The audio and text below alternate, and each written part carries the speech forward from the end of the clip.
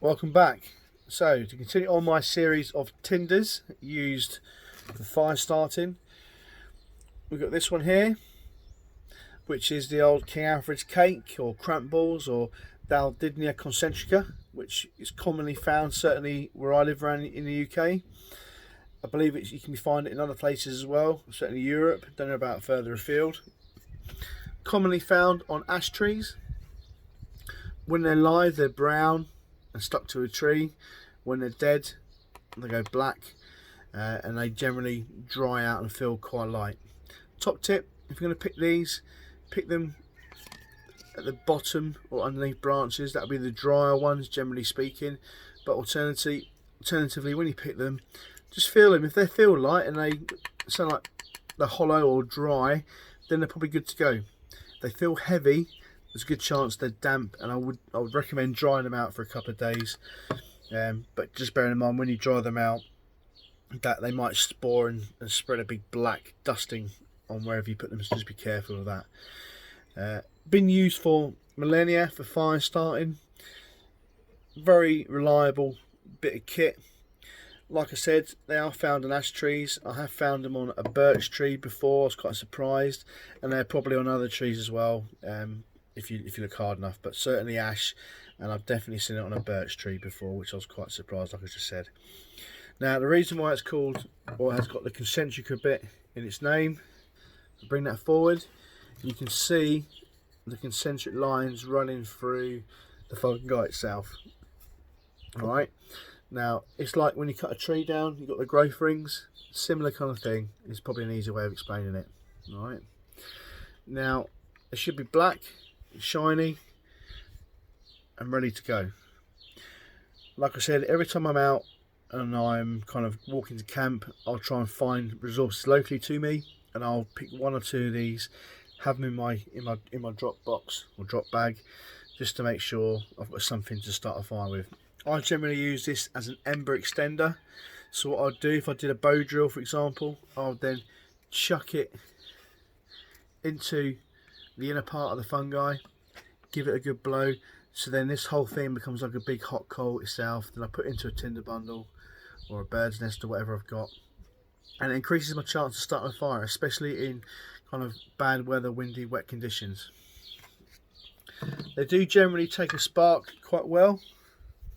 Sometimes I say to people, just fluff it up a little bit, increase that surface area. Okay, and then give it a good go.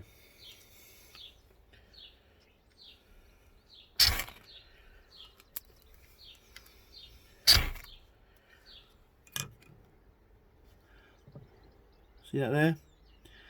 Let's leave it for a minute. Maybe not.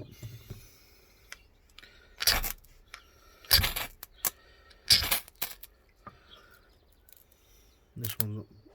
Yeah. It'll just slowly smoulder away. If I bring it closer to the screen, it'll just slowly smoulder away. Good way of transporting flame, or fire should I say. Now, I have known people use this as a form of insect repellent. I don't think I would waste my time doing that, but you can see how it's just sitting there.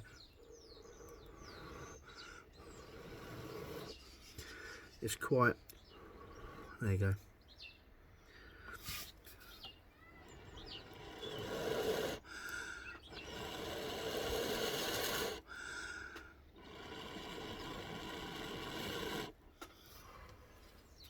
So again, I'll chuck my ember in there, put it in here, get it going, and that will just sit there and slowly just smoulder away.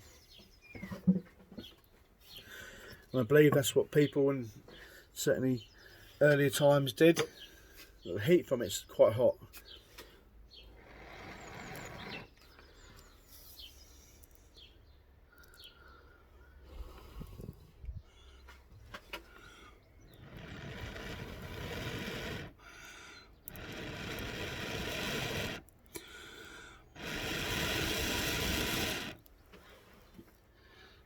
So you can see now how this would be an ideal bit of kit to have in your toolbox.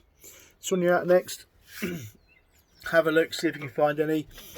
Like with any kind of foraging, don't take more than what you need. And again, I only take a couple at a time. And just dry them out and store them up and have them in my fire starting kit. So, daldinia, concentrica, King Alfred's cake, whatever you want to call it. Top bit of kit. Thanks for watching.